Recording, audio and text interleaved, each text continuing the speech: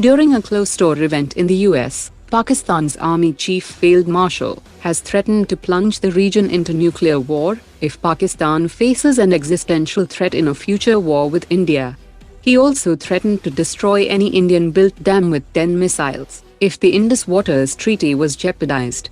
He also boasted of Pakistan's missile capabilities and showed a picture of Mukesh Ambani, hinting to target India's economic assets. India has issued an OTAM warning for the period between 20th August to 21st August for a designated range of 1,560 kilometers for a missile test in the Bay of Bengal region. After an emergency landing in India, a British Royal Air Force F-35B operating from British aircraft carrier Prince of Wales made an emergency landing at Japan's Kagoshima Airport after a technical fault. During its return from Russia, Indian Navy's newest stealth frigate INS Tamal has concluded a 3-day port visit to Casablanca, Morocco. The central government will establish 2 new defense industrial corridors in Maharashtra and Assam, with locations under discussion, to boost defense manufacturing and regional industry. An Akash 1S missile launcher with a unique camouflage is ready for delivery to Armenia, which was ordered under a $720 million contract. The first clear image of the Philippines' BrahMos supersonic cruise missile launcher shows a new jungle camouflage and twin missile configuration, differing from India's 3-missile configuration variant. INS Nilgiri, the third stealth-guided missile frigate of the Nilgiri class under Project 17A, has officially departed from Garden Reach Shipbuilders for its induction into the Indian Navy. The DRDO is developing a cutting-edge electronic intelligence satellite designed for placement in the geostationary orbit that will enhance the Indian military's ability to monitor electromagnetic emissions, track enemy radar activities, and gather critical intelligence in real time. India's Strategic Forces Command is spearheading plans to develop geosynchronous missile warning satellites to detect ballistic, hypersonic, and advanced threats, enhancing strategic deterrence and early warning.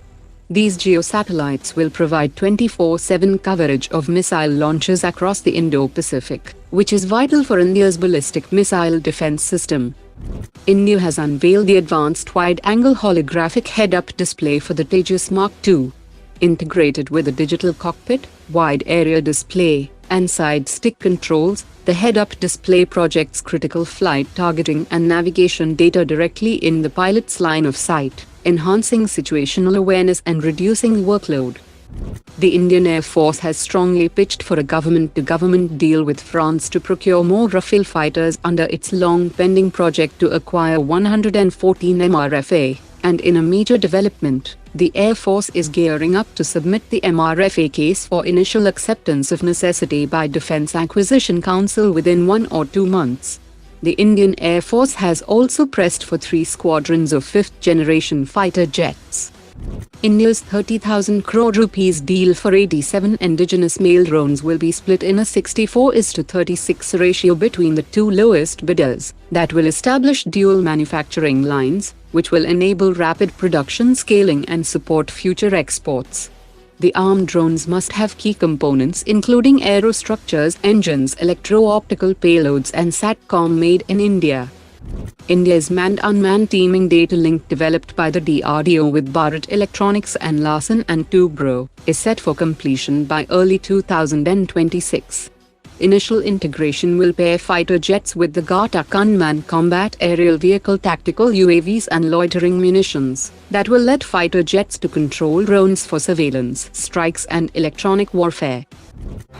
Today's top 3 comments.